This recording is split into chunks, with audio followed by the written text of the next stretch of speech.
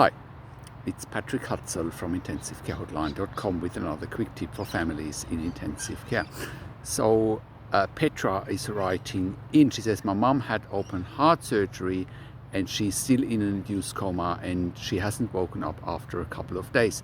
The only thing is she's now slowly responding to pain. Is that involuntary movement, or is that actually her doing it? That's a great question to ask, Petra, and let's break this down for you. So someone after open heart surgery should ideally come out of the induced coma reasonably quickly, within 24 to 48 hours. Sedation should be weaned off, as long as there's no bleeding, as long as there's no arrhythmias, as long as there's no inotropes or vasodilators. It should be reasonably straightforward, assuming it was elective or planned surgery and it wasn't emergency surgery. You haven't elaborated on that, and you haven't elaborated on any complications that have occurred besides her still being in an induced coma after 48 hours. Sort of the standard approach in ICU for someone after open heart surgery is quote unquote wake and wean. Wake them up, wean them off the ventilator, move them onto a hospital ward. That is the ideal scenario. Most of those patients are actually on a pathway, meaning the pathway says day 1 ICU, day 2 back to a hospital ward. But that's not the case in your mom's situation. And it keeps coming back to that the biggest challenge for families in intensive care is simply that they don't know what they don't know. They don't know what to look for. They don't know what questions to ask. They don't know their rights, and they don't know how to manage doctors and nurses in intensive care. So let's look at your situation, what's happening.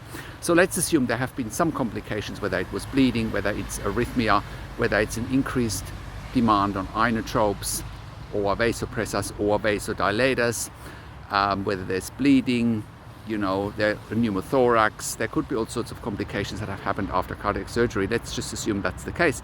So they probably have to keep your mum in an induced coma for longer. Now, if they have taken off sedation already and she's not waking up, that's definitely a concern. And if that is the case, they probably need to do a CT scan of the brain or an MRI scan of the brain to rule out a neurological event such as a stroke or any seizures. That would probably be next.